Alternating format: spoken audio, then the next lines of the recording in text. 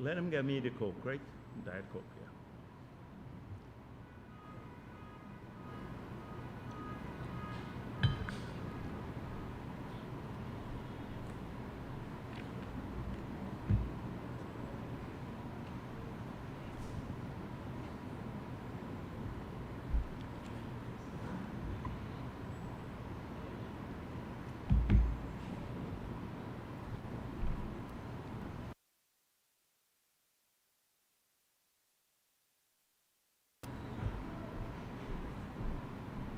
This small Coke, oh, yeah, all right, okay. No problem, yeah.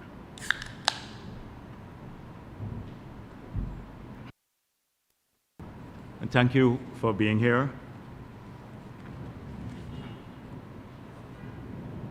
So for quite a while now, I have not spoken on the many political issues that have surfaced in the public domain. And today I shall share my views on those matters that have been debated in various sections of our society and media. However, before I do so, I want to just talk a bit about what the government has been engaged in. And you would all recognize that the president has set the pace for the country. He's been out there with members of the cabinet in a typical PNC government type governance, which is a high energy sort of governance. When you contrast that with other political parties, we see them going out only to identify problems. We have been going out trying to craft solutions to the many issues that our people face.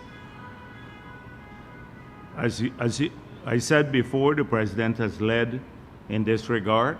Many people see it as micromanagement. We see it as a caring president, somebody who can relate to people's issues as well as to the complex issues of governance. And President Ali has demonstrated that capacity, that he can function at both levels. Many leaders cannot function at that level. Just think about an Azruddin Mohammed can function at the level where he can mumble his way around basic issues. But just this week, I saw the president focusing on some very complex matters of a financial nature, matters to do with international diplomacy, the integrity of Guyana's borders, matters that involve not just national security, but global security. These are important issues that the government, often behind closed doors, have to contend with. So many people don't get to see that side of the government, but it's taking place, and it's necessary to keep our country safe and progressing. And I want to assure you that we have listened well, and we have every intention of fulfilling all of the promises we made in the election period. We did so in the period between 2020 to 2025, and before making commitments in 2025, we studied those issues, and those emerge as the main priority of our people. They spoke with a loud voice when we went to the communities. Some voted for us, a lot voted for us. Others did not vote for us, but they still have these concerns as their primary issues. And many of them believe that we hear from them that they're not going to vote for you because of these issues. But we believe if we address them, more and more people will continue to support the PPP. And let me just say that I want to once again thank all of our supporters, those who work hard and those who voted for us, for the overwhelming victory Sometimes when you look at the media landscape now, you would think that the PPP narrowly emerged as the winning party. We did not narrowly emerge as the winning party. We emerged in a massive way with a huge majority over the combined opposition, all 5 political parties that contested against us. Combined, we emerged with nearly about 50,000 votes more than them. And we have 7 seats in parliament more than the combined opposition. That's a huge victory. And so the victory comes with a mandate from the people. We intend by 2031, I'm looking forward to working for 2031 when the PPP would emerge victorious again, that we are going to build on what we have accomplished now. We've made significant inroads into many communities. We have maintained the Indo-Guyanese support and Amerindian support to a large extent. We have grown significantly in Afro-Guyanese communities. A sizable part of that community has voted for us. And many others stayed away because they did not want to give us the vote, but they didn't want to give anyone else to. And that's a large group that we believe that if we work hard in their interests, that we can win that support too, as well as some others who may not have supported us because of some of the issues that I will talk about now that have been of primary concern to them. So we're keeping our ears open. We're keeping our fingers on the pulse of people who supported us, what their concerns are and what kind of help they need, and they will get the help. And we are keeping our pulse on those who did not support us and the reasons why they didn't support us. There are some who would never support us for no reason whatsoever. And that, you can't change that. But there is a sizable group out there that still could be convinced based on performance. And the Indo-Guyanese and the others, people take that vote for granted. They don't support us because of race, because of our track record. People support us because of our track record of delivery. You just listen to a man like Winston Jordan saying, the farmers should stop growing rice. Granger telling people rice is private business. With all the woes that the rice farmers have today because of an international problem with market, they know that we have been supportive of the industry through drainage and irrigation to farm to market roads, without which you can't function. Price support, fertilizer, seed paddy, new varieties, constantly there. We can't create a market for all of the rice we produce because we don't consume it here. But we've been doing a lot of work opening up markets globally. We can't consume all of it, so we can't purchase it. And they know that instinctively. On the other hand, people say, just ignore the sector, ignore the miners, like APNU did. We're working even now with the mining community.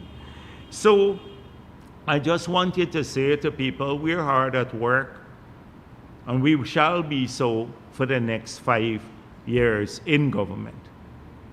Now, many people believe that the term has not started as yet because Parliament has not been convened, because we don't want Azruddin Mohammed to be sworn in as opposition leader. It has nothing to do with that. We will convene Parliament within the constitutionally mandated time, and whether he's elected as opposition leader in Parliament or not, because I saw them mislead people by posting he's opposition leader elect. There's no such post in the Constitution. But Team Mohammed, I don't think they even understand that. It's only when you vote in Parliament, all the members of the opposition, then you have an opposition leader. But he believes that that will give him immunity from prosecution here locally and globally for the criminal activities that he's been engaged in for a long period. In fact, that is his fervent hope and that of his family. You see them going ballistic over the convening of parliament, so if he's opposition leader, then maybe the US wouldn't touch him. The fact of the matter is the United States of America has just put out a reward for a sitting head of state in the neighboring country, Venezuela, 50 million United States dollars. And he's the head of state for his arrest or capture. 50 million US dollars reward for that. So our parliament, unlike other parliaments, doesn't give you immunity.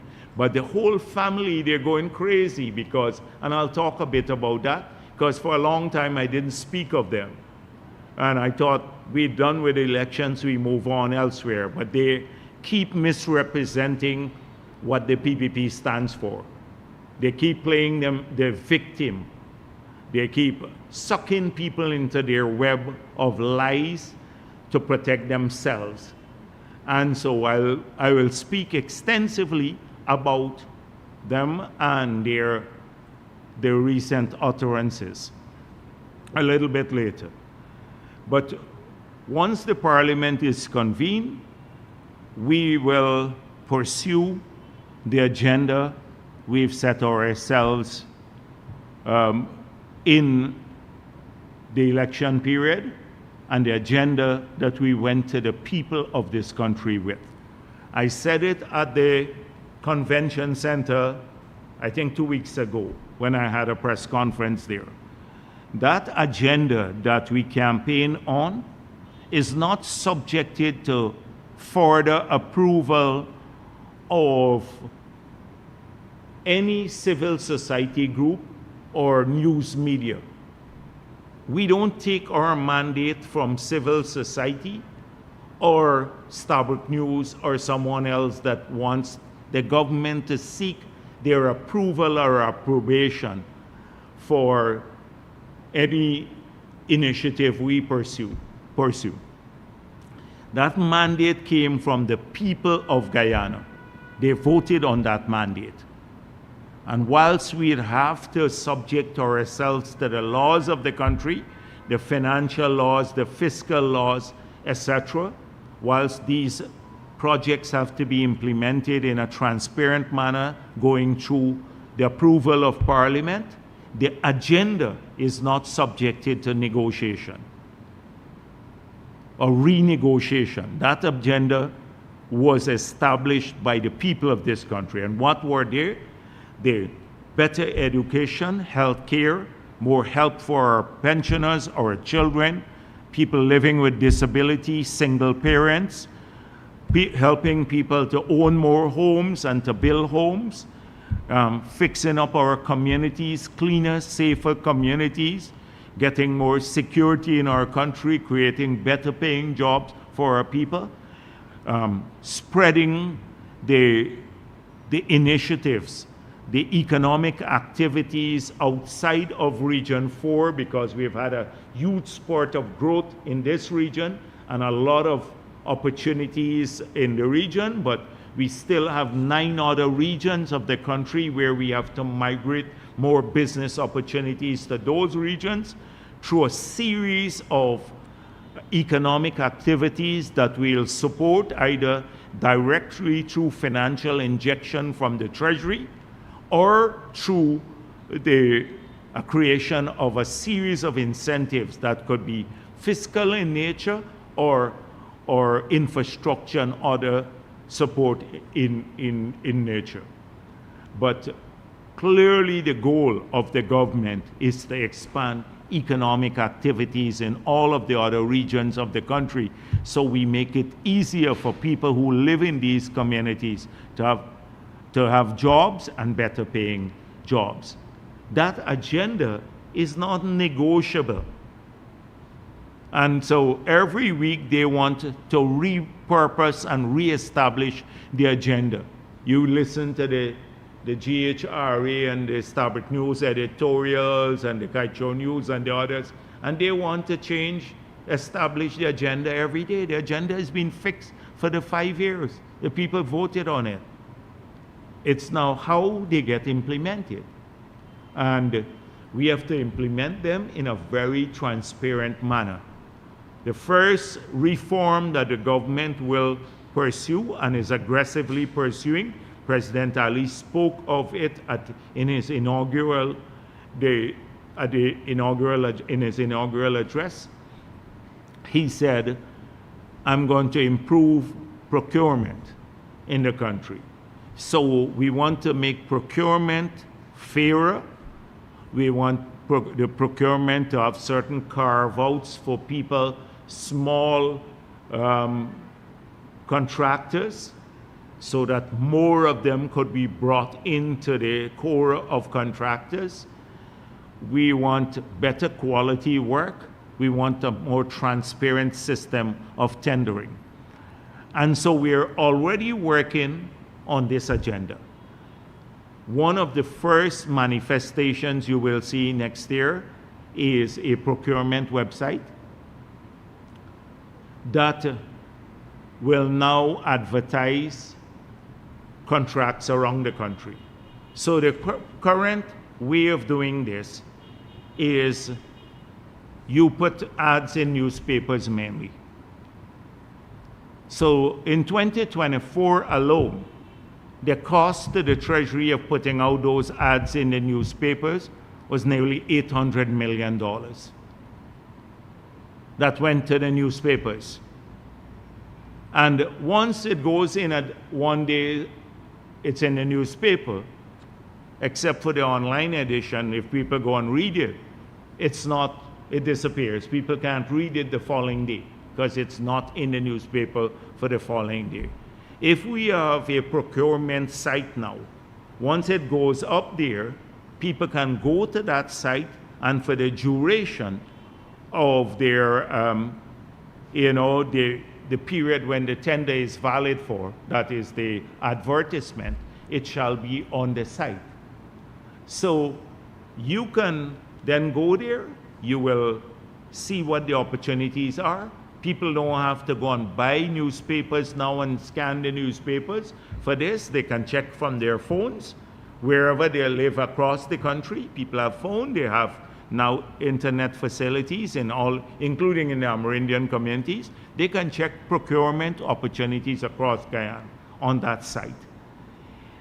We will amend the law to ensure that that happens, and we will also be using the online media outfits to carry more of the ads because they reach more people. So we are not going to cut out ads totally, but we can cut down the cost or give online media outlets that get no share of this ad, although they reach more viewers often than the newspapers themselves. It's a more democratic system. You're going to hear the complaints from the Starbrook and the Kite Shore. All of them, they always say that because they believe they got a God-given right to government money and government ads. It must not be, they want efficiency in everything else, but not in that sector. So we have a duty to have efficient, use government money efficiently. And that would be the most efficient use of the government advertising budget. So you watch out for them going and complain. They've already been complaining globally. Oh, the government not giving us enough money, as though they, the people of this country have a duty to fund their newspapers or everything else, their activities. Watch out for the complaints to start soon. But that will be something that we want to do. And it's all in keeping with what the president said in his inaugural address. I want to make the system more transparent, more accessible to every Guyanese, and because definitely that would be accessible. Anybody from their own home, in their own home, they don't have to go and hunt down now newspapers to look for ads any longer. That will be a very efficient system. So look out for that. We're already working on it. We already made it clear that this gambling that has blossomed and created a series of negative problems from our communities, breaking up families, creating hardship for a lot of single parents, mothers especially, where people utilize the money that they have, their income, to all day be online gambling, because what we have now is gambling on demand. It is on every phone. It's an app, and it's facilitated by the local establishments and a very liberal licensing policy and a very liberal taxation policy. So expect stronger regulation in this area and appropriate taxes. Now, when we started this out, it was at the hotels. We said we want to stimulate or to support revenue stream for hotels, because when we look at the feasibility of many of the big buildings, they claim that they just renting the rooms would not support the repayment of the investment. So that's how it started way back. We passed the casino, their license to allow casino in hotels.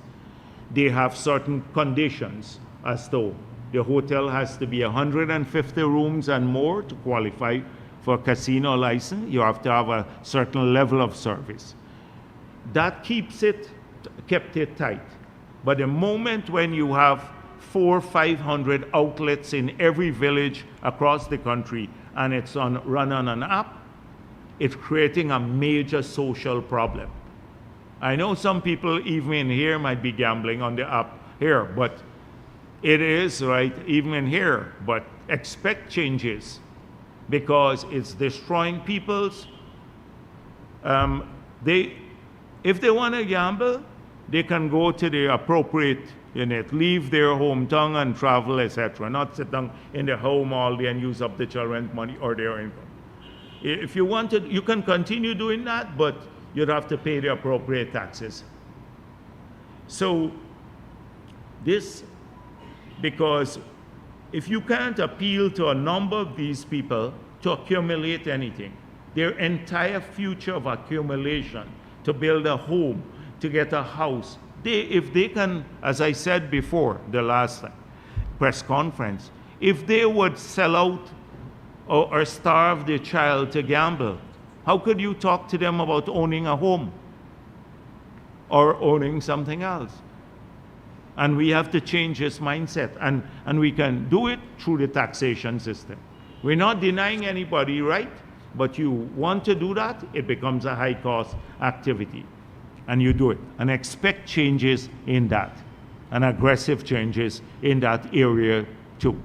And we have been bombarded with sad stories. The president has met with a number of people. I'm personally here at Freedom House every week about families breaking up because of the same issue. Everything, every bit of money they have in the home, one person in the family would use up. So we're not going to allow that to continue. And then the next thing is the religious organizations have been talking to us too about this. So you're going to see lots of changes in this regard. The next issue is we're advancing aggressively on the land and housing policy. So it is something that we want to be able to almost start budgeting for in the new budget, although we'd have an early budget. But to get to that, you have to have preparatory work done in two areas, two of the promises that we made. One is to get 40,000 housing units built in this country. So that's about 8,000 per year in 5 years. To build 8,000 units, per year, you'd have to do over 20 per day. That is a lot of units you would have to build per day. So it requires a different level of planning, execution, and starts with conceptualization, planning, and execution. This is not giving out 50 houses more to a man who can take 3 years and do it with poor quality material and the house cracking and all of that sort of stuff. The wall, because we have had that experience with a lot of the local contractors and some others who've been building for the government, and then people go into these units and they can't, it's shoddily done, or alternately they're waiting for ages for them to complete. I've spoken to no less than about 50 young professionals who came here, who are waiting. They got their units being built. Some of them are paying mortgages 2 times, and these guys are, the contractors are taking a long time delaying the output, which is completing the homes. So we have to, it's a large scale task. Given our local capability, we can't handle all of this. So our local firms would be best served if they could come up with partnerships. You would have to have partnerships with international groups. I will advise them, they have about a week more before the ads close for us to conceptualize, to look at what housing units we're going to build. They're putting in different proposals now.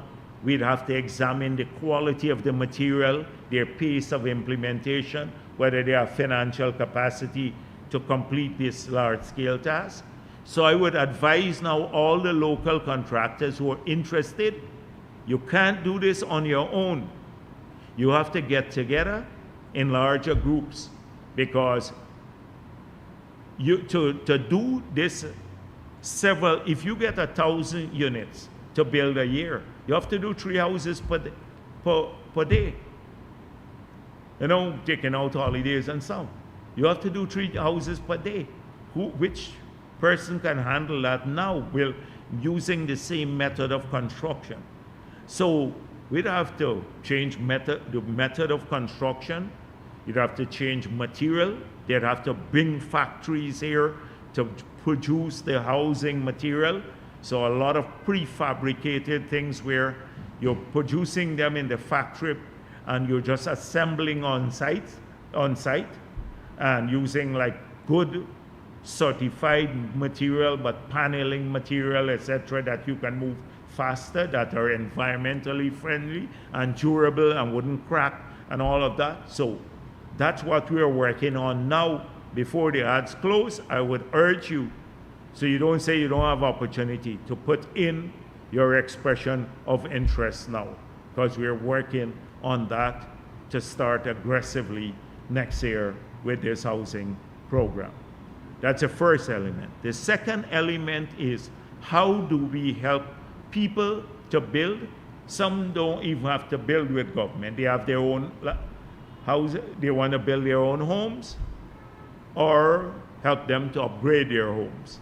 So we are exploring different ideas. In some communities, maybe the building material. We've spoken to some Amerindian communities, like there are 3 options now. Create a village fund for people to get the help there, or alternately to buy the material to give to them, or a grant. We haven't settled on which model we'd use. It could be either one of those models or a combination of all 3. In the coastal area, it could be a different model, how we help people along the coast. But we said we'd help people to build, and we want to make sure that there's money in the budget to do that. And we're working now on what sort of model we will establish. So a lot of work is taking place behind the scenes. A lot of the things we promised not going to fall out the sky just like that. Require a lot of work. The next thing is the development bank that I spoke of 2 weeks ago. The development bank, we're already looking at the structure of that bank. We want the bank to have chapters or lending programs in all the regions of our country. We want to be able to leverage the zero interest for their loans up to a certain level, working with the commercial bank system so that those who need to start small businesses beyond the level that they can get a zero interest loan for, that we can leverage it with the commercial bank to do a blending where they can, in exchange for the government to undertake part of the risk, they can get lower interest rates and longer term credit from the commercial banks. We're exploring all of these now to move that initiative forward. So that is another thing, something else we promise. The president has, over the past several weeks, been talking a lot about business opportunities, from data centers to agro-processing, and he's been mentioning several of these, to fertilizer plant, to transport and logistics, about monetizing the gas in a gas company that would be owned nationally. That is consistent with what we said. We want to migrate business opportunities to other regions of the country, create new sources of wealth creation, support the creation of new business in Guyana and business owners, small business, but also it is part of the fulfillment of the promise that we made, that we want to structure a few business opportunities in government in the form of share ownership to these companies that could generate a lot of income from government opportunities, could be owned by Guyanese by selling shares to Guyanese, and then to underwrite the return on the investment. This is, so you hear a lot of talk about it, but when you think about the framework in which he's mentioning all of these things in, it's consistent with what we promise. Expansion of small business and business opportunities, creating more jobs, creating more wealth, getting more Guyanese to own business opportunities that are based on government, lucrative government activities, particularly in the oil and gas sector, especially people who may not have a large sum of money to start a business or who may not be interested in that. They could then, through a passive investment in shares, in equity, supplement their income rather than have that income sitting in the bank as savings and earning a return that is significantly low than they would get from an equity sort of investment. So that's the framework in which all of these conversations are taking place, and you see a lot of them taking place, but sometimes the context is not clearly understood by people, including our supporters. Why are we talking about this? It's part of the fulfillment of our vision.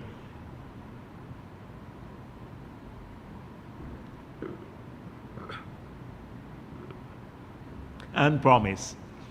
The Coke is flat. So these are just some of the things we're doing. Of course, there's a lot of work on other things. For example, I mentioned it before. Where do we start with all of these concrete drains that will generate thousands of small contracts for people? We want to start next year. So it means mapping the city, mapping the communities right across Guyana, especially coastal communities where you need that, and preparing to, because we put in big budgets now to start doing this.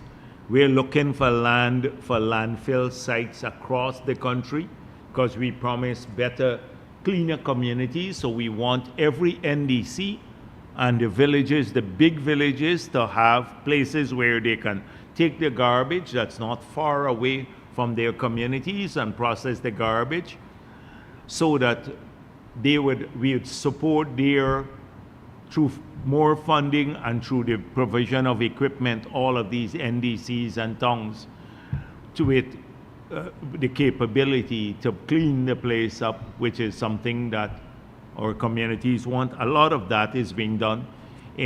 We've already been having discussion on the two big airport type projects, the hinterland airstrips. Every year we talk about, doing a couple. We're working on a big project, but to do them differently now, maybe concrete projects, because it's hard to get the material in, so they would last forever, like very, very long period.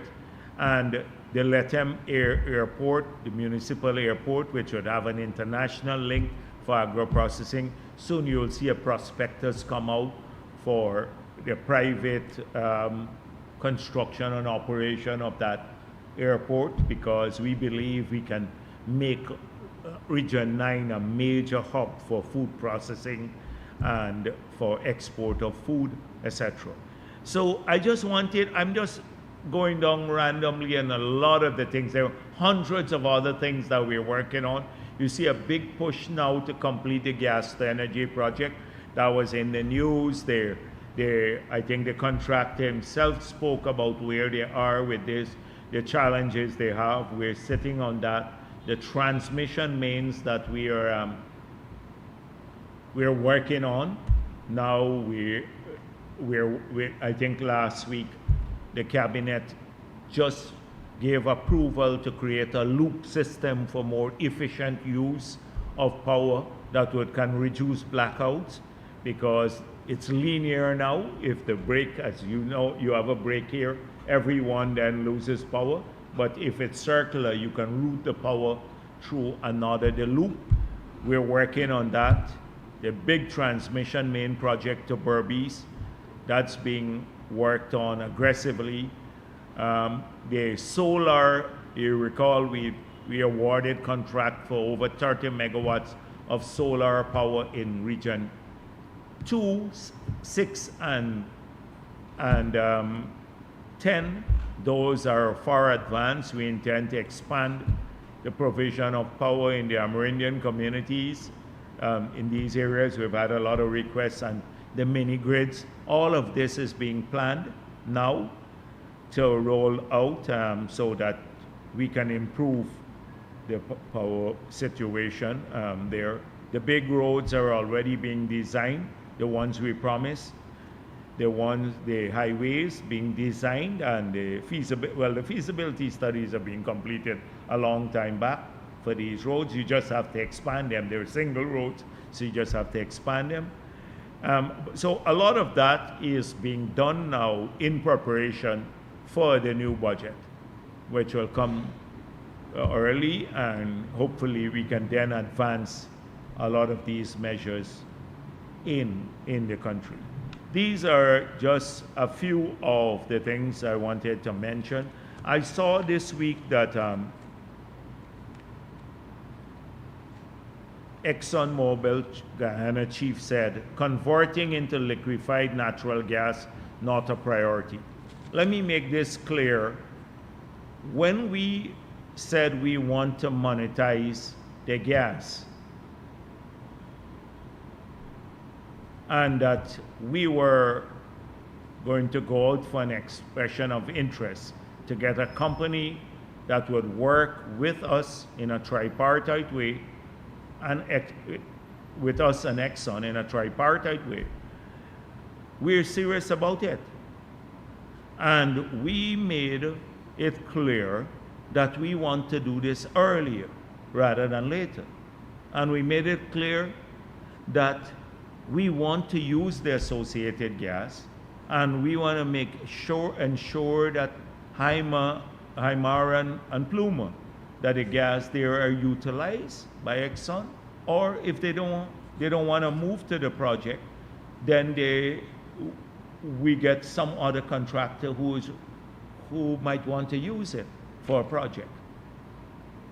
So I hope Exxon doesn't believe that we are putting it on a back burner, because they're talking sometime, oh, LNG is not a priority.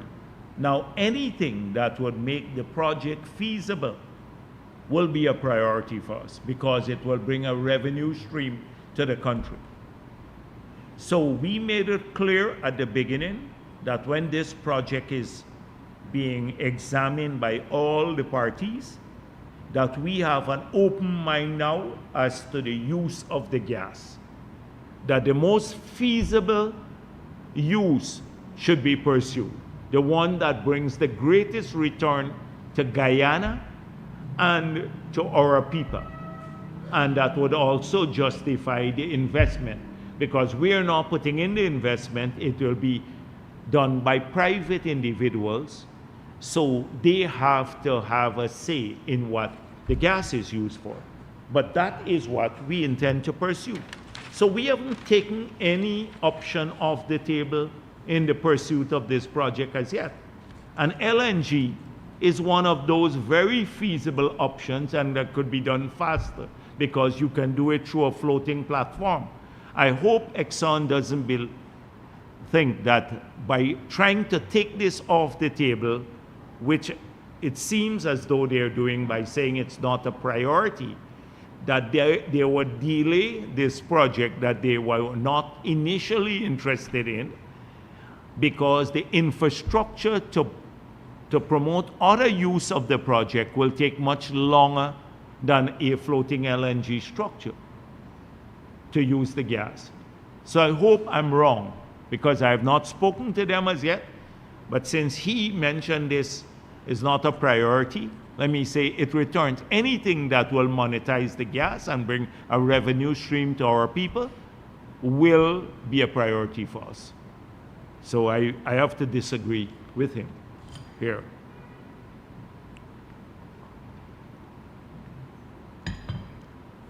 I see the GHRA, and I didn't want to speak about this Dodo organization and this Dodo McCormack.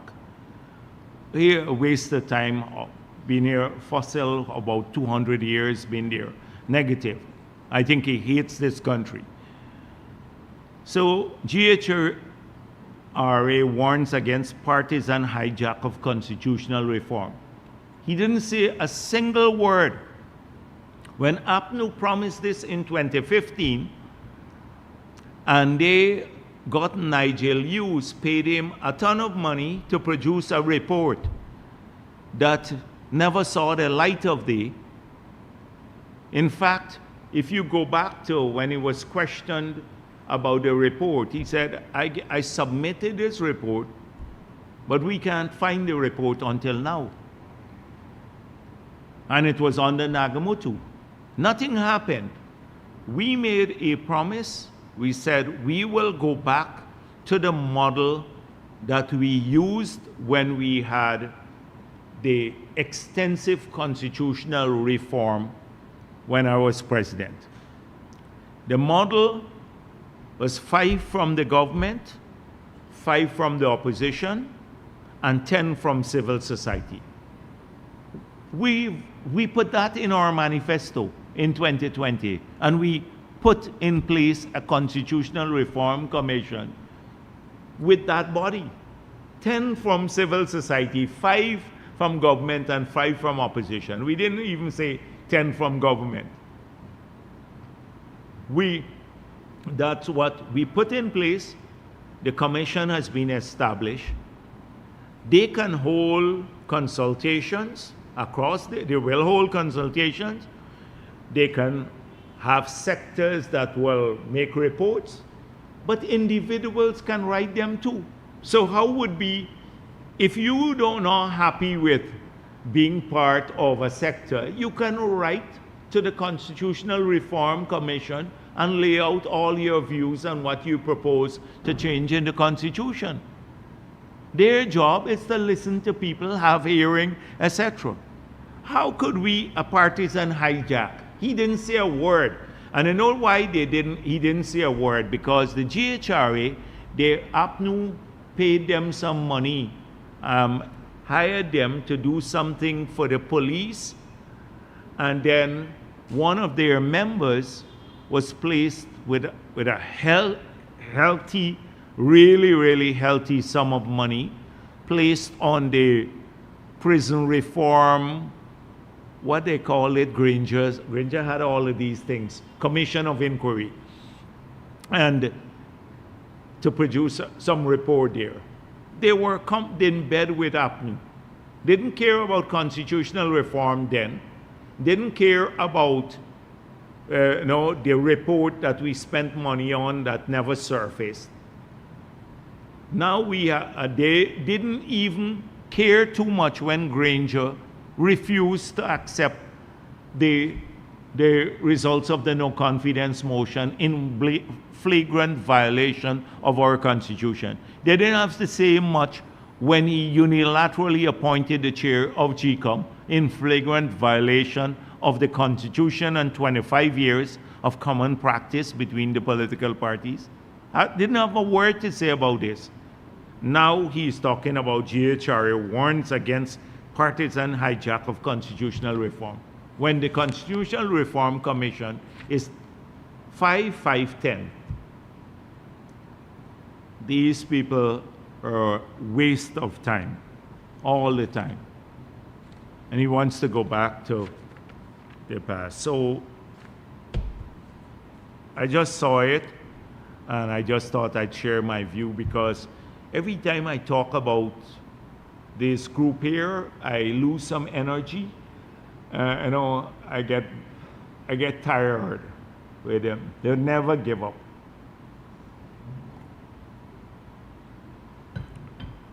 So in the last couple of weeks, we have had two major sets of issues. Very interesting. Azruddin Mohammed and his father were indicted in the United States of America on 11 counts of mail fraud, wire fraud, and money laundering. Serious offenses in the United States of America that have massive jail terms attached to them. In fact, the maximum penalty for each of the 11 counts is 20 years imprisonment. If you go to the United States, the laws of the US, and you Google it online, and you check mail and wire fraud, you will understand that what they did was mail and wire fraud. If you use through electronic communication in the United States, or even mail, and if it's interstate, it becomes federal. But anytime you use their infrastructure, which the Mohammeds use liberally, you can be charged, and you use it to defraud anyone, a person or an institution, whether that institution is a United States institution or a United States citizen, or an international institution, or a person who is a non-citizen of the United States of America, is the victim of the fraud, living in another country, they can charge you for wire and mail fraud. So I've heard this stupid explanation of, oh, why would the US prosecutors indict him if the victim on these counts, these charges, when the main victim of the tax evasion is a Guyanese institution and Guyana? They need to check their law. So that's the first thing. The second stupid thing that they talk about, and you have some really stupid people in their camp, they claim that they're the victim of PPP persecution.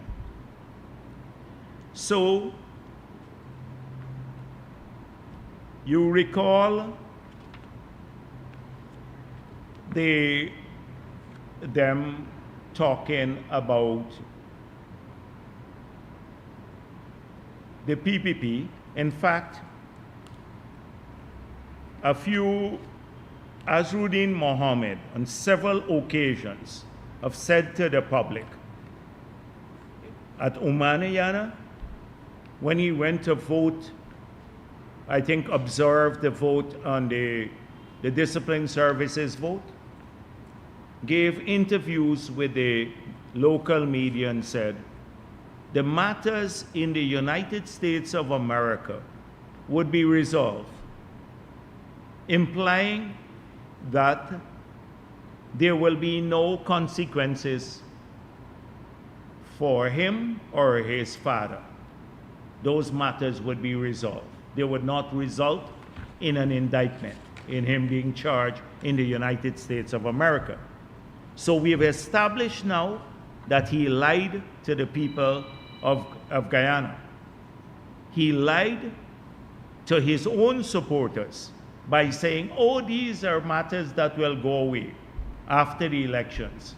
They will go away. In fact, on September 21st, they were mocking me to say, Jagdeo said that there'd be indictments on all of that because these are serious crimes. And as he was lying, look, Azruddin Mohammed is still here, nothing has happened, etc. Claiming, and then the day after he gets indicted, he then says PPP made him get indicted. After saying we were lying on him all along. So you can't have it both ways. We were lying that for misleading people that he would be indicted. Then when he gets indicted, it's a PPP conspiracy. So I will come back to that matter in a moment. But let's talk a bit about the other matter. This week has been dominated by talk about collaboration between the PPP and APNU, or more than that, we struck a deal and that deal resulted in the outcome in a few elections, particularly in regions 10, 8, and 4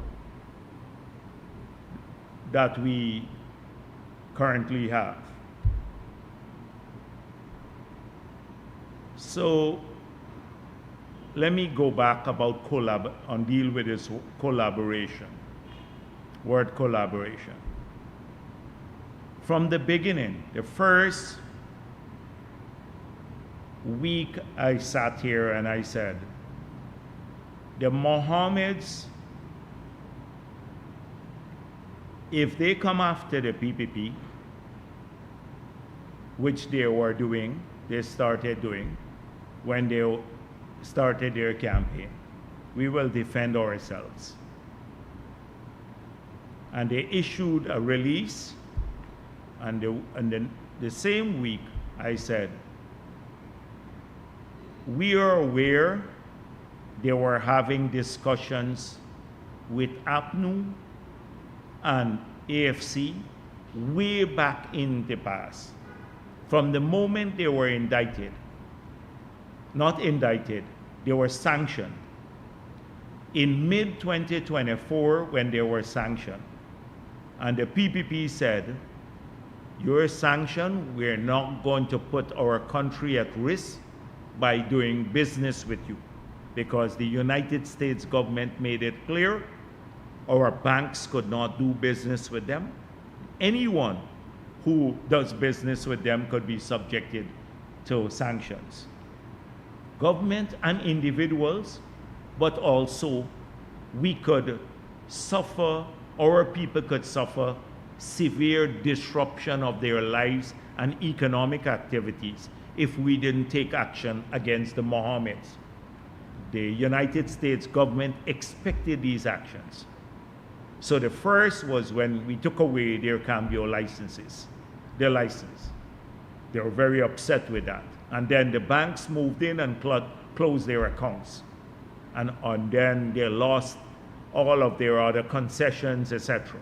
So they were pretty upset with us, and they started those discussions with APNU. But it was not hard for them to start those discussions, because as we now know, they had association with APNU even in the period when they were claiming to support us.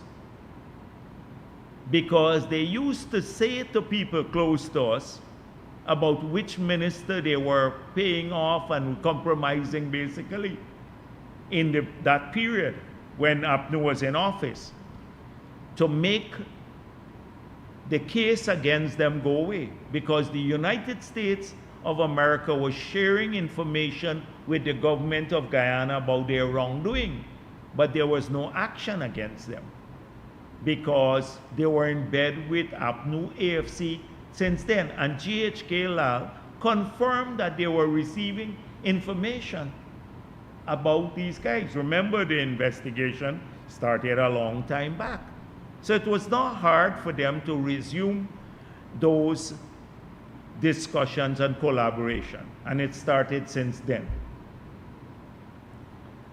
So we pointed out very early that we are aware of this collaboration.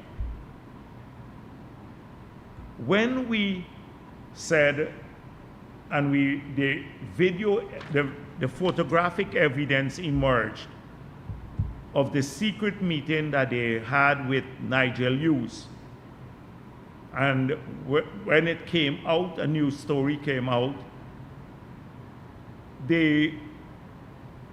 Nigel Hughes responded by saying he met them on legal matters, but he had to have Trotman there for political guidance. Why? You have to be extremely dumb to not understand that the reason why would you need political guidance when you are dealing with a legal matter.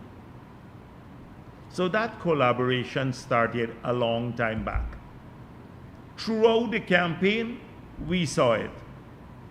We saw WIN people building their tents, etc. for them. But evidence of this emerged now, of the confirmation. So not a lot has been said about the bombshell that Darren Wade dropped in last week, or was it this week, when he said that he was directed in August of this year, weeks before the election, by APNU leaders, and he cleared it with Norton to file cases on behalf of the WIN party. He was directed basically by APNU leaders, and Norton gave his approval to file cases on their behalf. Now, Darren Wade is a senior member of the PNC. They could have said to him, you stay away from this. These people are our political opponents.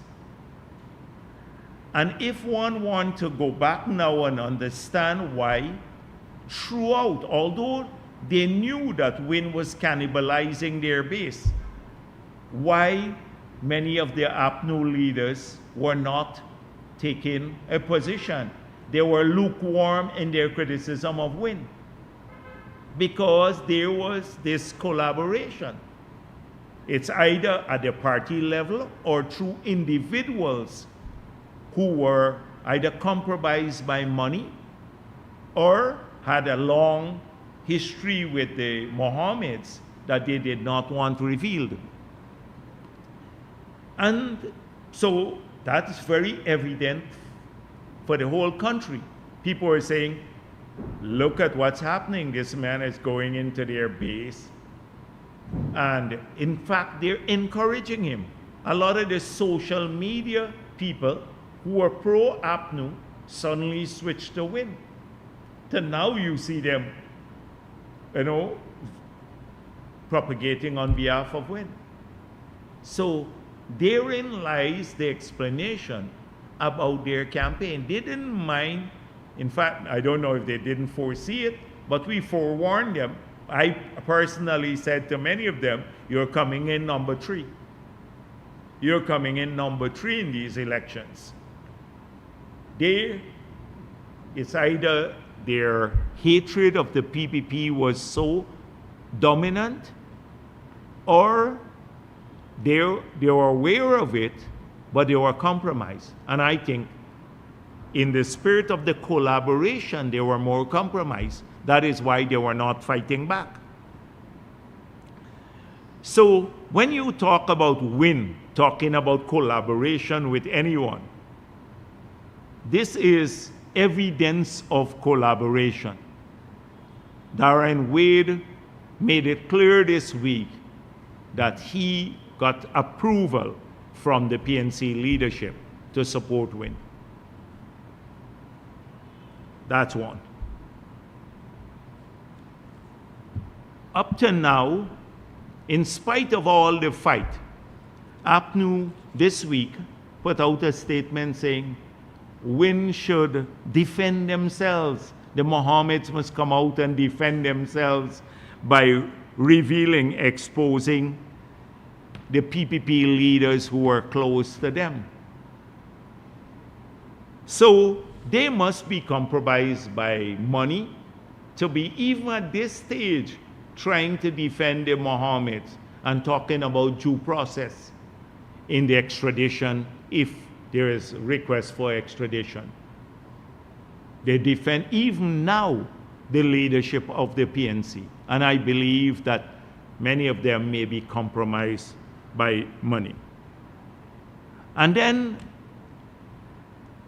if you look at the last press briefing that Win had, so the press briefing, it was not press conference because they don't take questions. So it was done by 3 persons, Tabitha and her husband, and I think it's Odessa Primus, their general secretary. And all these 3 individuals can be traced back to the PNC. So their lament at the briefing, they were visibly upset, in fact mad, that they were betrayed by family. That was their thing. We are working together. How come we're collaborating all along? And their betrayal was by family. Because really, the two of them, the 2 parties, practically are around the same, in spite of what they claim to be. I see Standard saying they're too independent. There is an article that they're too independent. Independent? I want to say something bad, but they were tight in bed together, but they were so offended. Family betrayed us. We are all PNC people. Because I think the PNC didn't see any distinction. It's half of their members already there, and they work tight together. And there's a new Terence Campbell, my friend, and all of that. And we thought we could work out something. So that was their concern. Imagine the Win people, the 3 of them were concerned, and the team Mohammed, about Burnham's legacy. I thought this was an independent party. That APNU, PNC, is betraying Burnham's legacy. So I would not, if I'm a party, their legacy might be the Mohammed, but that's their leader and everybody else. What's their legacy? They're concerned about how APNU is betraying Burnham's legacy, because they become the biggest defender of Burnham's legacy now. Wynne has become the defender of Burnham's legacy. Burnham would have never done this. Well, Burnham would have done much more. I can tell you about that.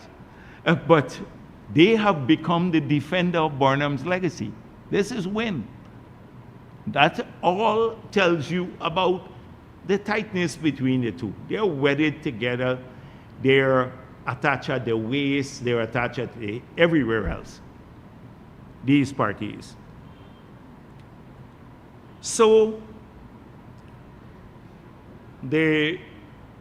as I said before, they're offended that the elections in these areas turn out the way they did. So Odessa Primus was very lofty. You know, she's the Democrat. We're the new party, new culture. We want to make sure that people get what they vote for. We're Democrats. We want the voting pattern to be reflected in the leadership of the RDCs. That was her whole contention. They're very lofty, but they emerged and were funded by money from a criminal family. This is a criminal family that was the source of their funding for the elections. So let's examine this loftiness, whether they really meant it and they're really Democrats and they want the will of the people to be reflected in the leadership at the RDCs. So in Region 4, APNU got 46,956 votes, 25% of the votes in Region 4.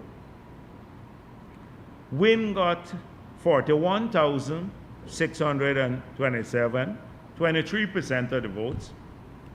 And PPP got 87,536 votes, or 49% of the votes. We got more votes than the two of them combined. But we won the plurality. The people in Region 4 said, we don't want Wynne, no, we don't want APNU, we want PPP. But bulk voted for us in Region 4. 87,500 voted for us, 41,000 for Wynne and 46,000 for PNC or APNU. How come they were negotiating if they wanted to reflect the plurality and the will of the people in Region 4 to be respected? How come they wanted the vice chairman and APNU will get the chairman? If they're so interested in democracy and independence, it's bullshit.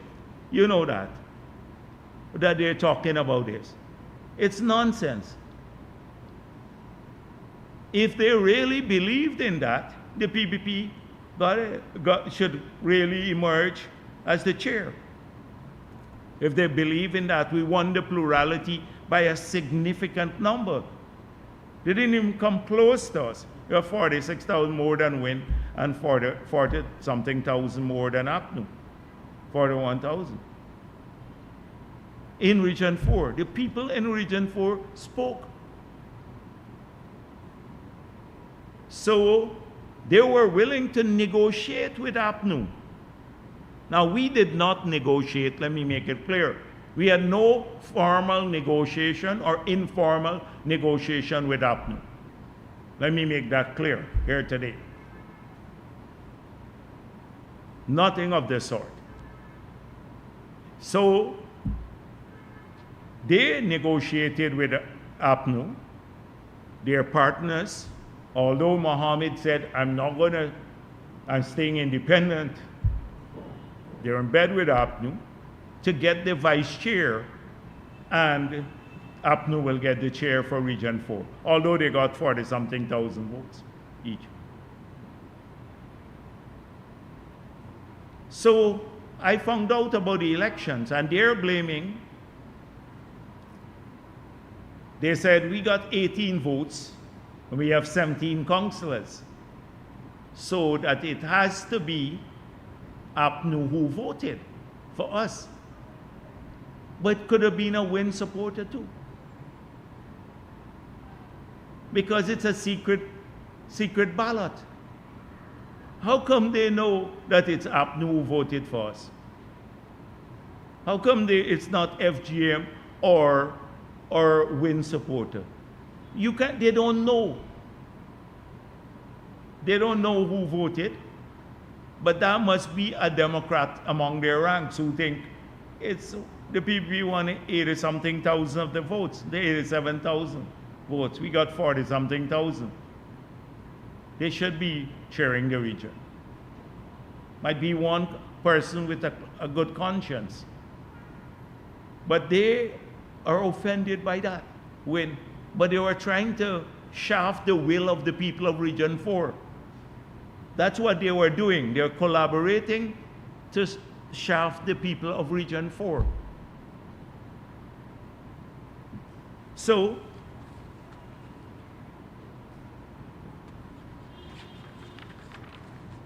on one hand, they said it's okay to do that, to shaft the people who got the plurality of the vote, the PPP, but in Region 10, we got the plurality, but so we are offended that people voted that way.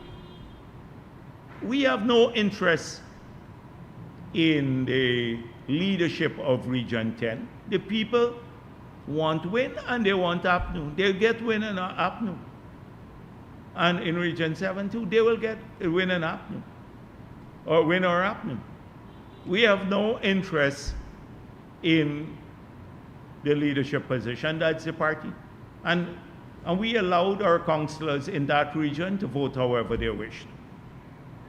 And whomever they think would, we didn't direct them to whichever they think they support. And at the end of the day, if it goes back, I could easily say to our councillors, abstain and let them fight among themselves. I could say to our three councillors, abstain. So the people voted, let them have them in Region 10. But in Region 4, the people wanted the PPP. And we won it one of the first times we won this region. And so in Region 8 now, guess what happened in Region 8? So we have in Region 8, APNU got 276 votes, Win got 2,562 votes, and PPP got 2,872 votes. We got 49.81% of the votes. But they wanted to shaft us there too. We got the plurality. And this lofty primus, oh, we are Democrats, you know, it must reflect the will of the people, this is what people want and stuff. How come you can't see that the people wanted the PPP there? So guess what happened in those elections? Secret ballot, the PPP got 8 votes. We don't know if it's a Win or a new person who voted for us. So we nominated the PNC person because we knew her from a long time. And we thought maybe we should chair the region. Win also nominated the same PNC person. And then the returning officer said, since both parties nominated this person, there's no need for an election for the vice chair. And there was no election. Since there was only one person nominated by both parties, Win and the PPP. So, that's my report. So there was no collaboration with the PPP and APNU, but they had to make an issue of it because they were offended with our friends on the other side. Our long-standing partners didn't collaborate with us to get the chairmanship of all of these places. They wanted leadership position, even where in the two regions where they didn't win the plurality of the votes, they were won by the PPP. That's what they wanted. They essentially wanted an anti-democratic system. That's what Win wanted. And we didn't have no discussion with APNU. They had a formal engagement. Oh, they were offended. They had calls. They were supposed to meet here. You heard the whole story, who was calling whom, and late into the night, and what they were discussing and all of that. They had long discussions with their partners. So that is what took place. The Win lies every single day. They present themselves as the victim. Every day they're the victim of some conspiracy, etc. So let's talk a bit about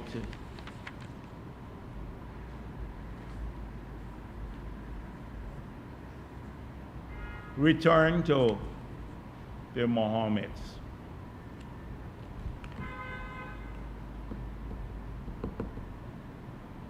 So they said when they go up to the US, I see they would become a blue canary.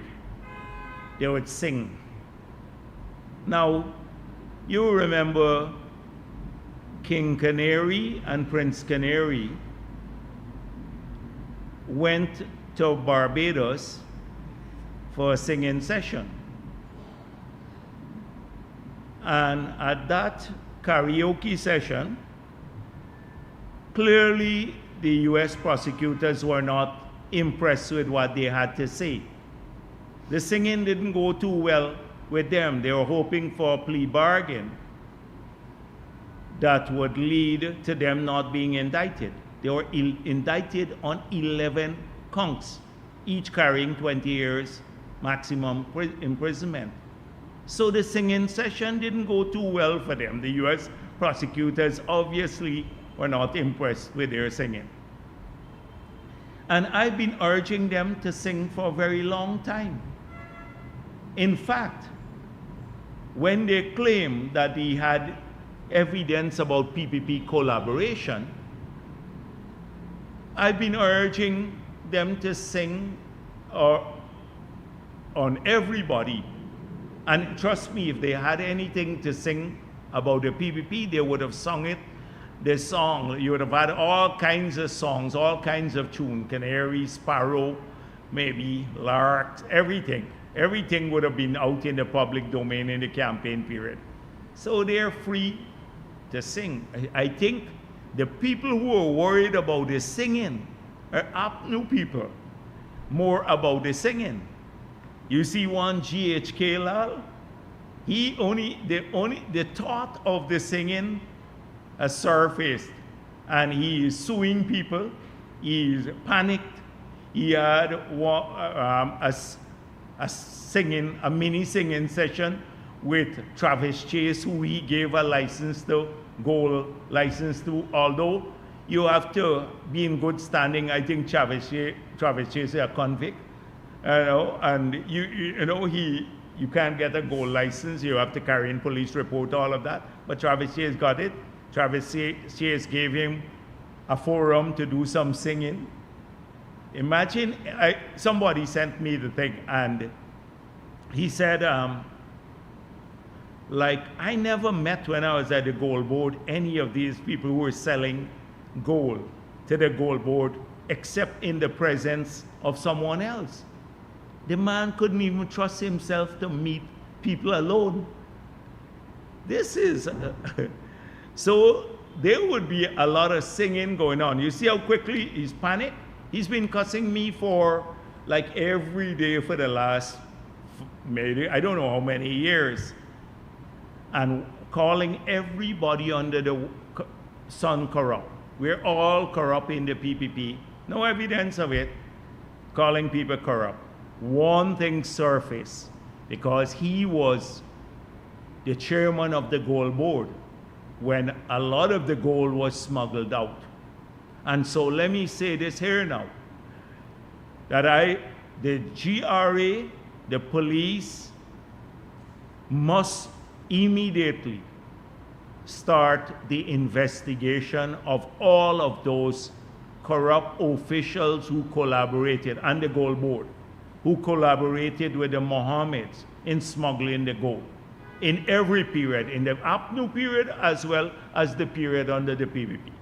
They must immediately start the investigations. I was asked before the elections about what we are going to do with these officials. And you recall what I said. I said, we don't want these matters to be dealt with now in the election period.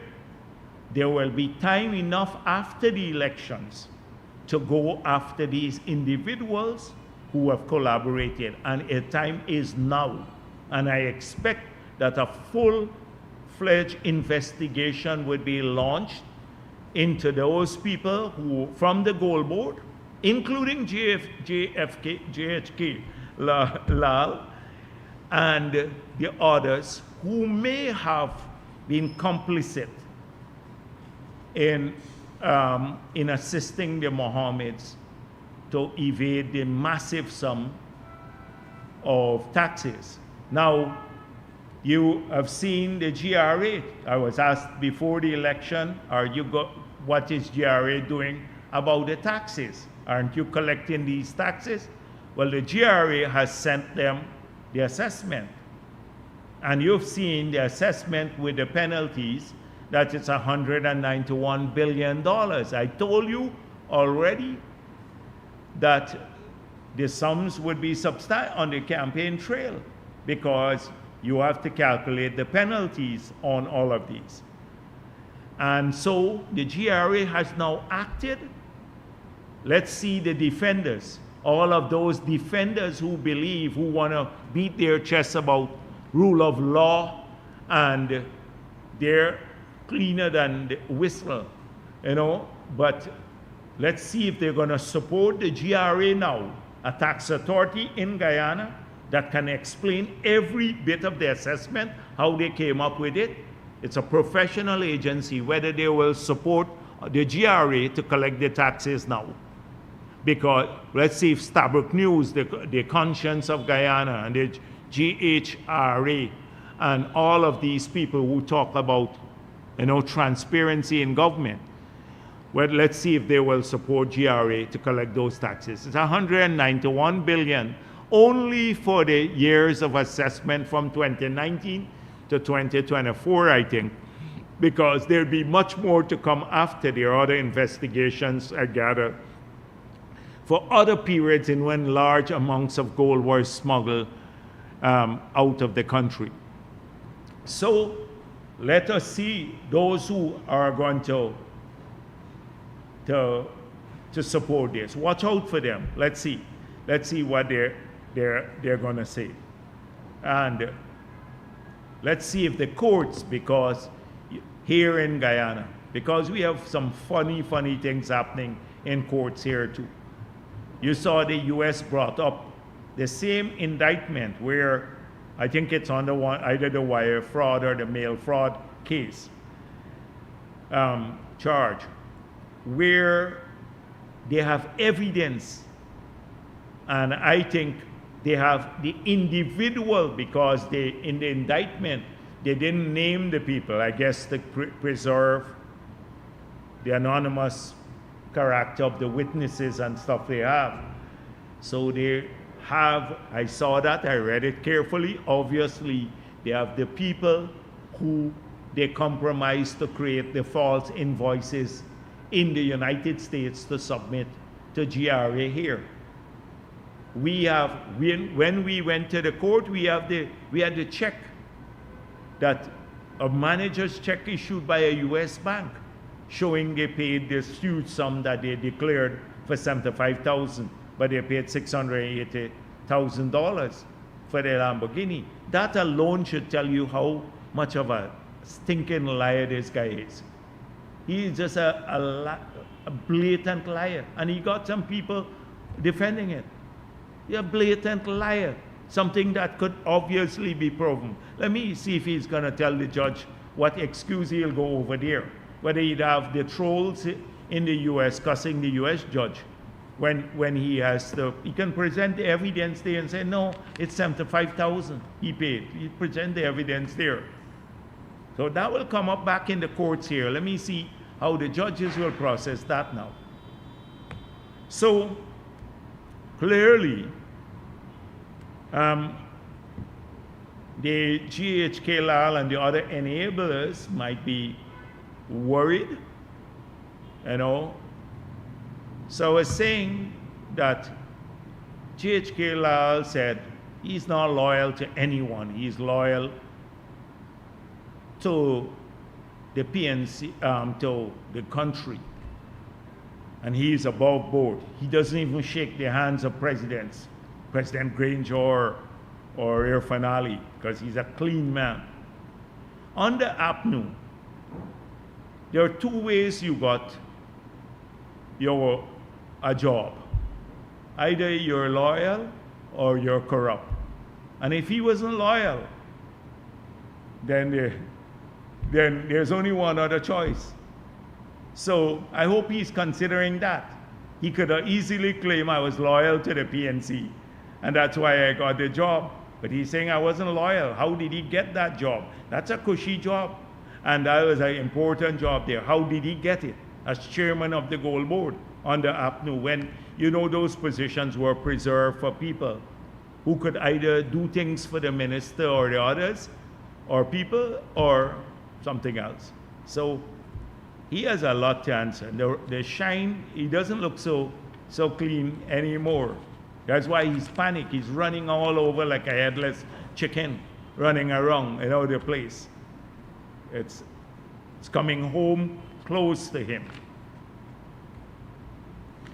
So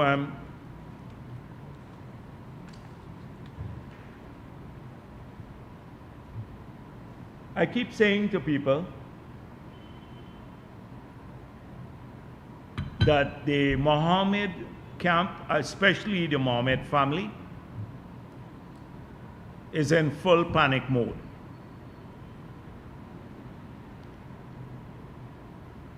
They were told by their handlers and their pollsters they would win the elections. As I said before, the lawyers might have told them this too. If you win the presidency, you'd have immunity from prosecution. So try to put all your money, spend money, compromise people, do whatever it takes to win the presidency. And you've been doing well in the polls based on the Facebook thing. I know people like you on Facebook.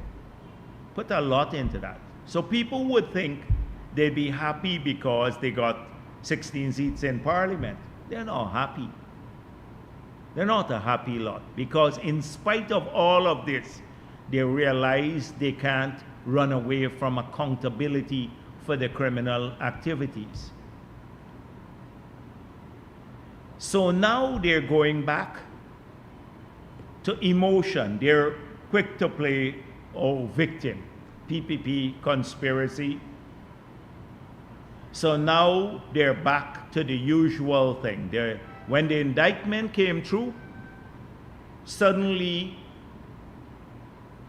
he is a member of the Muslim community, and Muslim leaders must give him solidarity. Irfan Ali is a member of the Muslim community. When they were spreading the vile lies about Irfan's mother and the family throughout, they didn't realize he was a member of the Ummah. When they were saying vile things about some of the imams, saying he's a pervert because the guy lost his visa because of the Mohammeds. They didn't realize he was a Muslim leader and a member of the Ummah. When they were taking on members of the family, senior members in clerics in the Muslim community. Suddenly they're in trouble now because of the indictment. They want solidarity from the Muslim community. Secondly, after the indictment, Azruddin Mohammed started quoting scriptures. Psalm 27 verse 2. He is, PPP conspiracy, you're coming after him, you want to eat his flesh, and all sorts of things. We don't want to eat his flesh. He just has to face accountability for his criminal activity. He's quoting religious scriptures now. And then today, or yesterday, another member of the family suddenly is urging the people of Guyana, young people, the Generation Z, to look at Nepal and other countries in the world, in France, where Gen Z has ridden up against corruption and against lack of democracy and are overthrowing governments and stuff like that. She wants them to rise up against us to defend them. She wants revolution to defend the Mohammeds so they don't face accountability for their criminal activities. Imagine, she wants talking about revolution against corruption, and this is the biggest the corrupt crime syndicate that we have seen for a long time in terms of amount of money evaded. So suddenly they need support from people. They need support from the ordinary people to protect them, because they realize the indictment are here, and if there is an extradition request, then the government of Guyana would have to comply with that extradition request, and that they would then be entitled to tell the court in the US, present all the evidence they have. They can say it's nonsense. It was a PPP conspiracy. They could tell the judge, oh, the PPP caused you to do this.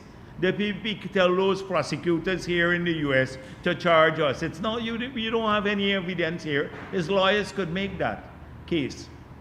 Why? It's just PPP in Guyana tell President Trump and the others to do this to us. They're going to make that. They will make that. Let's see if they will make that case in the US. So the only reason the Mohammeds, don't worry with the lofty thing, they're concerned about people. He was always there with the amount of taxes evaded.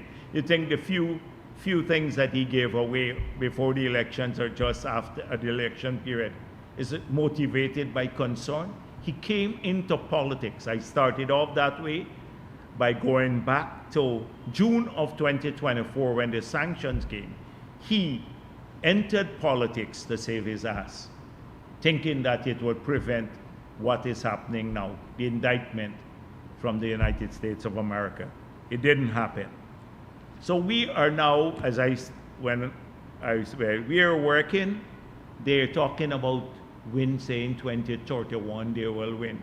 We're looking forward to 2031 with great enthusiasm, the PPP, because they always conk the PPP out. That's the problem they make. That's the mistake they make. Every election, minority government, this can happen, etc. We've proven them wrong over and over again. And 2031 again.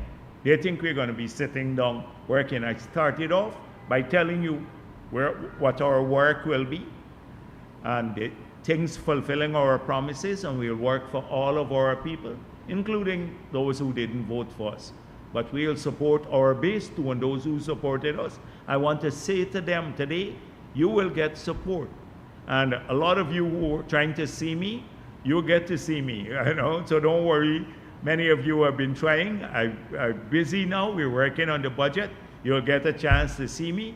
There will be lots of things. All those police who during the campaign and afterwards approached me about promotion, there is a process now, a review process, because many felt they were bypassed, not treated fairly. I want to say to them publicly here now that you can make contact with us. There's a mechanism that the president has asked the police to put in place to review all of those cases to see that people have not been treated unfairly in the promotion exercise. I promise that we're going to get it done. And so we intend to fulfill all the promises. But all of those who've been trying to see me, please give me a little breather until we pass the budget. Soon you'll get a chance to see me. Thank you very much.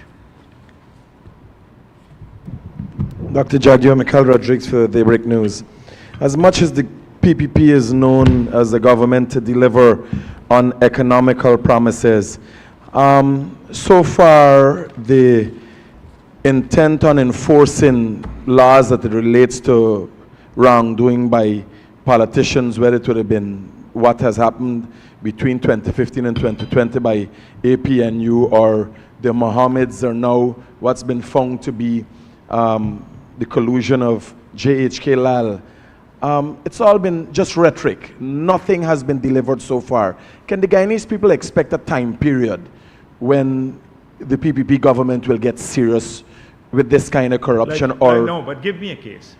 Give me a case. We got several people charged for trying to steal the elections.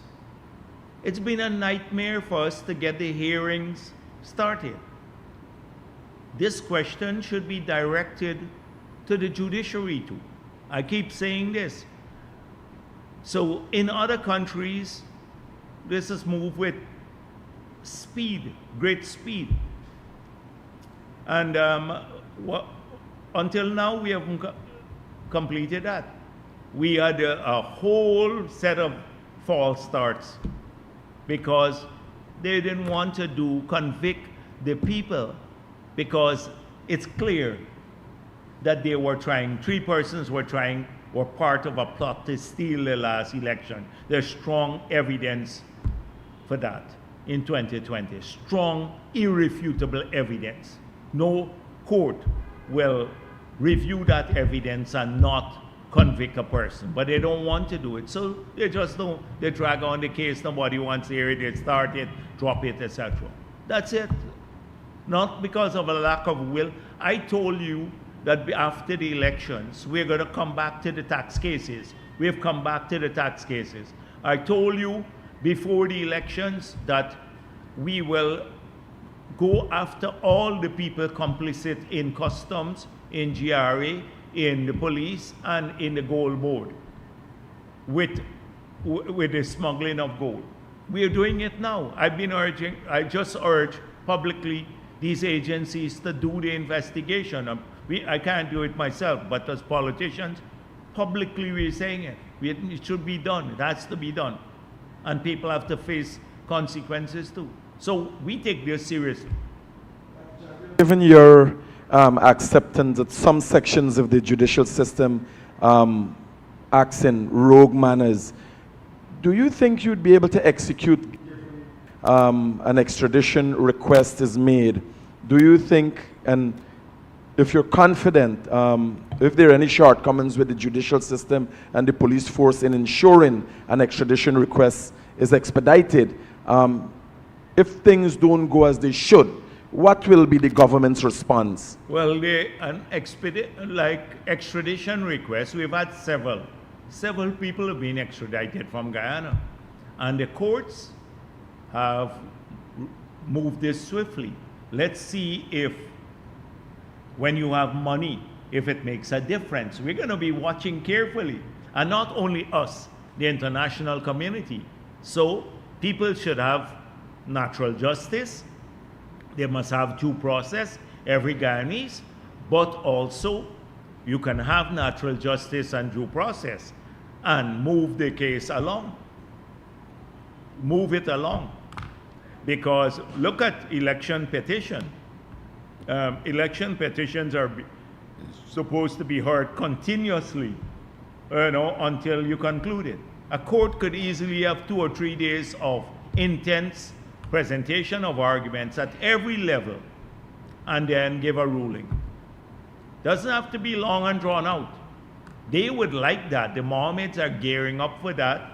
They hope that they can do that. What we'd have to be vigilant to as a society, we have to see if there is double standard in the judiciary, because we have extradited people before.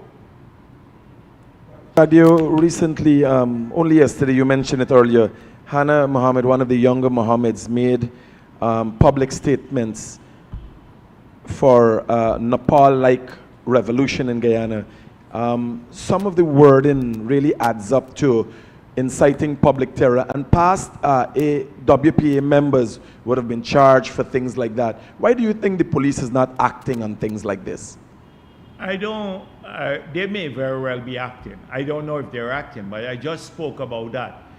But they are hoping to instigate or stir up young people to protect themselves, not to protect. They don't have an iota of concern about democracy, about people welfare, about this country or corruption. They are concerned about corruption. They want to protect themselves. That's why I'm saying they're in full panic mode now. People can see it in their faces and their actions. They're in panic mode. All of these statements, they all have one common thread running through them: desperation. Desperation. But the police, if there is anything that is seditious or treasonous, the police have to deal with that matter. I'm dealing with it politically here today at the party's headquarters, because I want to see who will go and protest for the Mohammeds, for the US not to extradite or not to indict Mohammed. They can go and protest in the US if they're all the ones who are living abroad. They can go there now and protest there too. Let's see if they will do that.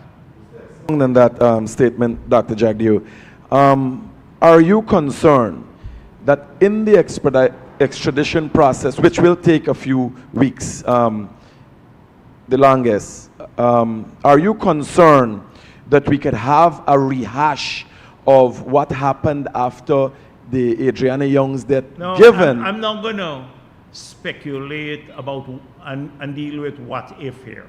We will deal with it. First of all, if an extradition request comes to us, we will deal with it appropriately. There is a procedure laid out in our law. It doesn't say Mohammed has a procedure and every other citizen should be subjected to a different one. There's one procedure here in Guyana that is in our law as to how a government must deal with extradition requests. That is the procedure that we will follow. If there are attempts to disrupt the country or the police in doing their work, or the AG's chamber, that will be dealt with separately and appropriately. Separately and appropriately. Good afternoon, Dr. Jagdeo. Kiana Wilberg with the Starting Point podcast. Yeah. A few questions for you. Sure. I noticed in your introduction, very comprehensive introduction, that you laid down the law on the fact that the government will not accept any slapdash work which could hinder the integrity of the 40,000 homes that you hope to have done over the 5-year period. But I too have also received complaints from citizens who have received some of the homes, and they spent a lot of money. Yes, and this is what we want to correct now going forward. You can't correct it what happened in the past because those homes are built. But if we approve the building material, so if we approve the method of construction, and it's done in a way, they would have to be periods in which these people have to remedy the work, etc. So the contracts will deal with remedial work, you know, a period in which you have the So like a 1 year period or maybe 6 months where any fault observed in the home over that period would have to be fixed at the contractor's expense, etc. So a lot of those things would be in the contract. Right, there would be lots of protection. That's what because of that concern that we live in the same society. We go down the street, we go to the corner shop, we hear the same people. We're a small country. And so all of the complaints you hear, I hear them more, every day. People call me and say, this thing didn't happen, the house somewhere is cracking, the window is not leaking, something is wrong with it. I hear that a lot. And then you talk to the contractors, and some of them are so arrogant because they have so much work. They say, oh, I'm not fixing that, because they go off to work in the private sector. They're not looking for government work anymore. There's so much work out there for them to do that they don't have to come to you anymore. So this is a huge problem we have, and we're trying to fix it. Similarly with the homes that you laid down the law on, the roads as well. There are some instances where you find that the roads, they're high quality, that's done, and then in some instances you find that it's not on par with what you would see in other places. So I explained that before, that we sometimes have variable quality. And you require more supervision, but it's a consequence of us also trying to be more democratic by giving more people work. So if you have one contractor doing a whole road, a big contractor, you can supervise the uniformity of the road, test the batching plant, see that the PSI of the concrete is of a certain quality, check the steel, do everything, the method of installing the steel and everything cement. You can pay more attention to it. When you have on that road 15 contractors now working, right, with different levels of experience because you want to help people get a small contract, then you experience this sort of problem. So it's something we have to look at too. It's the same thing with drains. Because when we're going to start doing these drains, you don't want one man to build, so everybody building the drain with a gradient to take the water out. And then suddenly in the middle of it, if you have 5 lots, the middle lot, 2 on both sides, is very high. So then suddenly the water stops there. You can't drain the water. So it's a challenge when you try to get more contractors involved. But if we only focus on the big guys, they have so much work, they don't do it on time too. So the only reason we managed to build so many community roads is because we gave out to small people. But then sometimes the quality gets affected a little bit. So we'd have to try to improve on that. Hopefully, when people have more experience, some of them did it the first time and stuff, then it will change. And that's why we may have to look at proper molds for the concrete drains. You don't want ugly looking drains too. Maybe the precast drains with nice molds and all of that. So the place looks really neat and uniform. One man just putting some old cardboard and pouring the concrete, and then the drains look ugly in the villages or in the city that we're gonna build. So it is a big task ahead of us. It's a big task ahead of us, and we have limited number of engineers too. So that's why you have to work overtime to get this done. And then you get the heat if one thing is not done well. Although you can't check everything at the same time. I want to switch, sorry, go ahead. Yeah, go on. I want to switch quickly to oil and gas. You responded to ExxonMobil's Mr. Routledge, and you noted in essence, and I want to ensure that I have this correct, I understand this correctly, that Guyana is going to determine its own destiny regarding the gas resources and monetization. 2 things we said. We said this project has to happen, and it has to happen soon. It must become a priority for everyone. for Exxon, for the government of Guyana, and the other partners, that we want a revenue stream to flow from the gas early to Guyana. That in determining the feasibility of the project, which will determine the raising of capital for the project and the attractiveness of the project developers, which include Exxon and the others, can look at every option. One, bringing the gas onshore for industrial purposes, which is a bit more challenging because it requires everything, pipelines and stuff. Two, LNG through a floating platform. Three, taking the gas to Trinidad because there was that request. They have to study every option and then determine which is the most feasible to make that. What if they say, oh, take LNG off the table and then say, you know, to bring it onshore will take 10 years and also we're not sure, we need to create the demand first. Then they get a free pass. When an LNG option could be a feasible option and can be done swiftly, but he is taking it off the table already by saying it's not a priority. I don't want it taken off the table in the assessment. We're saying don't take it off the table. Now, I think it's premature for him to say this. Over in Suriname, we saw a recent report on the Demerara waves that Suriname has now walked back a promise that it's made to its people for an oil royalty payout. I want you to talk a bit about how this stacks up against the government's cautious approach. Because when Suriname first made this announcement, there were calls flowing in for Guyana to do the same, following the same footsteps.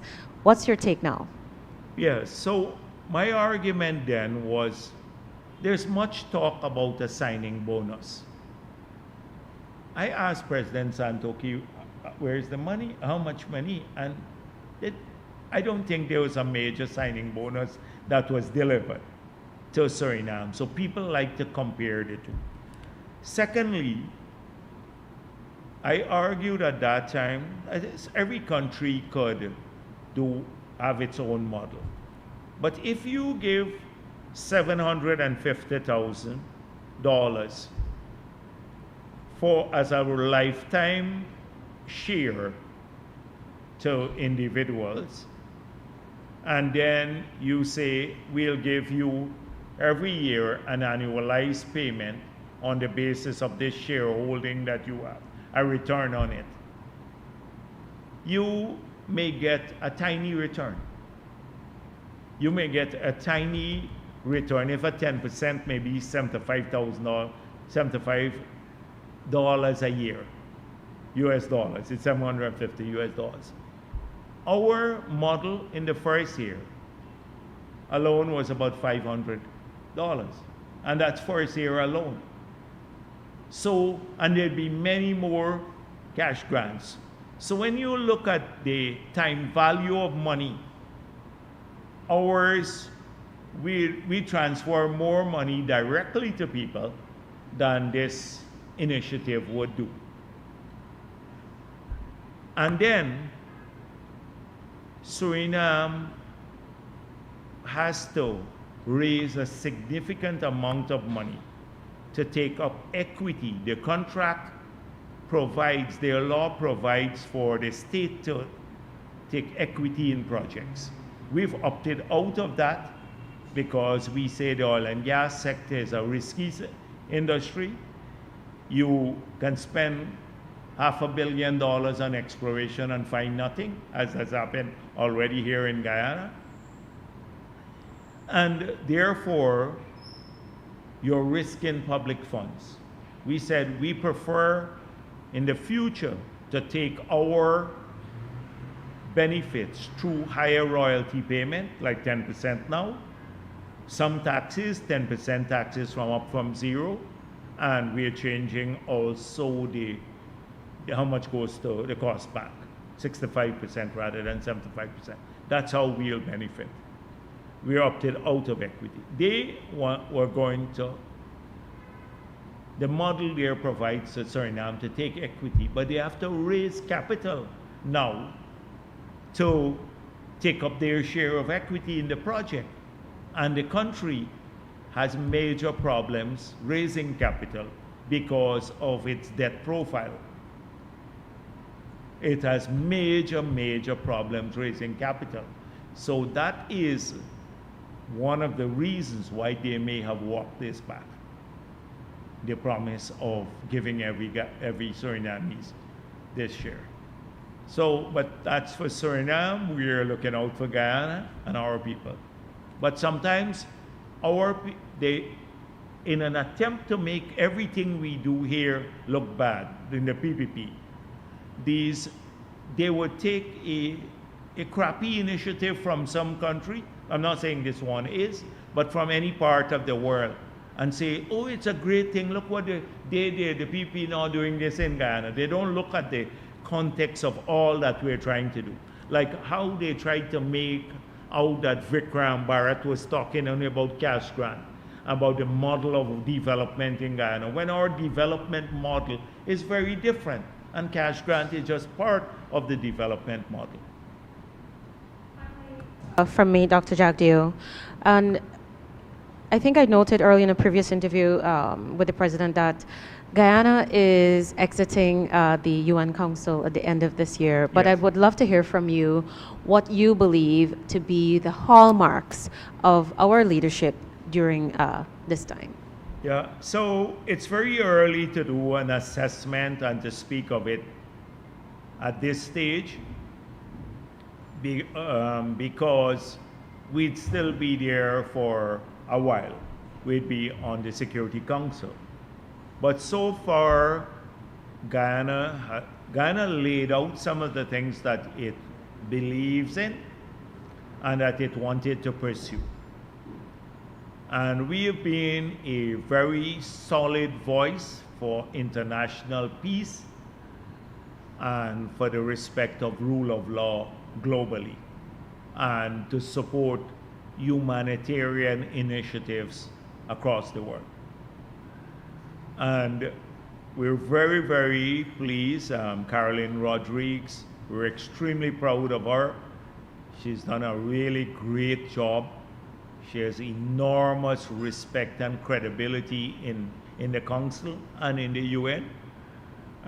So she has really lifted our country's profile at that level because of the solid nature of her participation and engagement and her thoughtfulness.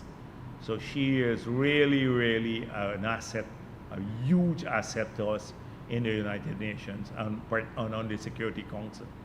And she receives appropriate guidance from the President and the Foreign Minister. Jarabrian NCN. One of your administration's bigger infrastructure projects is the Currenty River Bridge. Can you provide any updates on this and specifically the plans for the duty-free zone? And following up on your Exxon comments, are you aware of the status of the agreement with Fulcrum? No, I know that there have been some further discussions with Fulcrum. I've not been part of those discussions. I'm working on other things. But I just wanted to set the frame here. And the framework is we want to monetize the gas as early as possible. We're going to be pushing everyone to do so. We want to make sure that all the options are on the table when we discuss and finalize the project. And we're looking for maximum benefit for our people from this project. That's the framework. And so all parties have to have that same orientation here. The Currenty River Bridge, that is a project that is a collaborative project with Suriname. So it will move at the pace at which we can reach agreement on funding and all of that. It would move It's not like how we can approach other matters unilaterally. Like in Guyana's case, we have to build the Berbice Bridge. We went out to tender. We're now negotiating with the contractors. We would have to find the money, so we go out and raise our money on our own. We don't have to wait on a second party to do that, to fund the bridge. We can get it started. With Suriname, it has implication for border matters. They have to raise their share of the resources. I already spoke about the difficulties with public finance in Suriname, so they have an additional difficulty when trying to raise substantial sums of money. So it remains a priority for us, but it's a joint project. And so that will determine, the collaboration will determine the pace at which we can move in that regard. In the Berbice area, we have already made it clear that with the land in Skellon, the factory, about 26,000 acres, plus another 40,000 from the farmers there, and then with the road from Molson Creek to Oriala that we're proposing, which we put some money in the budget next year on, that will open up more lands. We're talking about maybe 100,000 minimum, 100,000 acres, 150,000 acres of land that we will bring into agro-processing and plantation type agriculture, an agro-industrial complex with all the logistics there for that area in Berbice. That would also be buttressed by the New Hope-like canals that we're building, which would irrigate another maybe 30,000, I think 25,000 acres of land in another part. It's 25 or 30,000, yeah, somewhere around that. I think in region 5 it's 55,000, yes. So more lands would be opened up there. So major agro-industrial ventures. You've heard the president been speaking quite a bit about the agro-industrial ventures that we're hoping to support. Good afternoon, Trina Williams, Guyana This Chronicle. is outside of the industrial hub we're trying to create also in Berbice, surrounding gas and energy and all of that. Good afternoon, Trina Williams, Guyana Chronicle. I want to come back to the government aggressively pursuing its land and housing policy, Sure. but more on the legislative side. Our property laws have been criticized, especially by the CCJ. Is there, especially when it comes to how title is held and land conveyance, is there any consideration by the government to amend? I didn't see that, because I think we have a clear case of the titles and transport, right? But and I don't know what was the nature. I haven't seen this. No, it's not a current issue at the CCJ, but it has been brought up. There was corruption in the past. Huh? And fraud, especially with transports. Transport what? When it comes to certain cases like Marlene and Todd, where we saw fraud with transport. Oh, fraud, yes, that's it. But the fraud, there's nothing wrong with the system. It's people, I've known some cases where people fraudulently transfer property to others, you know, and because of corruption in the registry or somewhere else. So that's corruption. You got to tackle the corruption. But you recall I said before the elections that we have to explore blockchain technology for a number of areas where we have, like the land registry, like Lands and Survey Department, where GGMC, where people make an application. Sometimes it works on a first come, first served basis. They go on the land, they find some gold, somebody come and displaces them. They get one guy in GGMC to throw away the paper, and then the man loses his property there, or what he was working on. So the way you tackle this is through blockchain analysis for storage of information. But if there is corruption, we should take action against the people who are corruptly involved in this. I wonder if a private action could be taken against a person who's corruptly transported my land to them. Maybe there is, but I didn't see anything wrong in the system. That's what. And the laws deal more with the system. The law can't say stop being corrupt. That's implied. You shouldn't be corruptly transporting people's land. I don't know if you had a specific idea. It seems like there's a matter close to your heart on this one. Someone stole your land or your family's land. You can let me know what the details are, right? But the system, we have two systems, right? The old system, and we moved to titles because it allows us to give people more ownership documents for larger groups.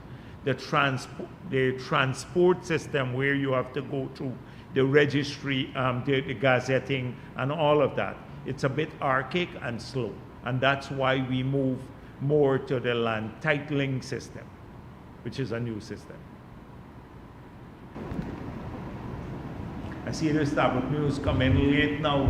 Slow, you just come like you all heard, and they sent you over with a question there. My apologies for being late, sir. Good afternoon, Dr. Jagdeo. Starbuck Yeah, News, Committee Slow. My question, there is a global maritime agreement that CARICOM countries are expected to sign on. It is to reduce carbon emission from ships. Is Guyana signing on to this? Can you say? So, I don't know what stage it is in CARICOM. I've not followed that, but we would have, at some stage, we have to examine emissions from vessels coming into our region.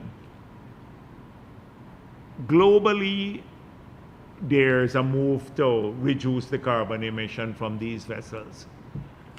My point is the whole world is retreating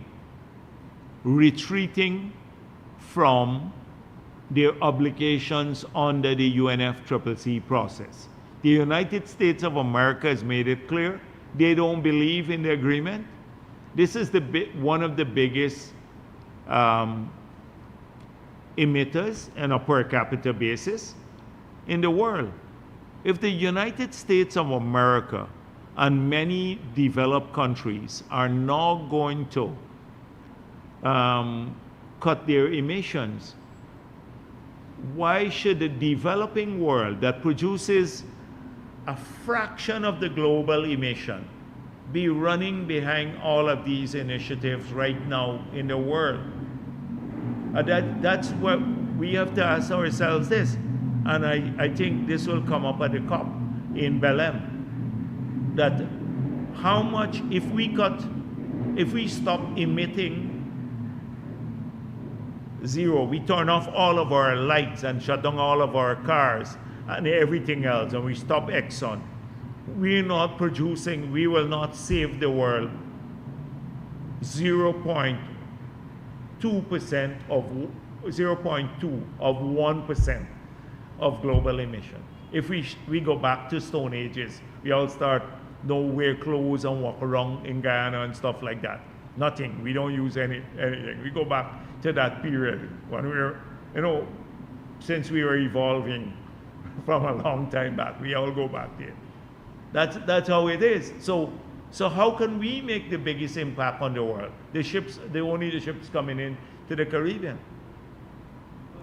Aware of the agreement? So I'm gonna look at it, because sometimes these perspectives, to be frank with you, I have not been engaging these matters even at CARICOM level, so I don't, it comes to me occasionally, but I have a different perspective on some of these matters, and I think I like to do commonsensical things. Commonsensical things. We have to examine that. People sometimes sign on to these things and then later there's no enforcement mechanism. So if a ship comes in now and they breach the emission level, how would it be measured and what would be the penalty? And which port? Who will levy the payments? Those kinds of things, yeah. Who will collect the fine? Okay.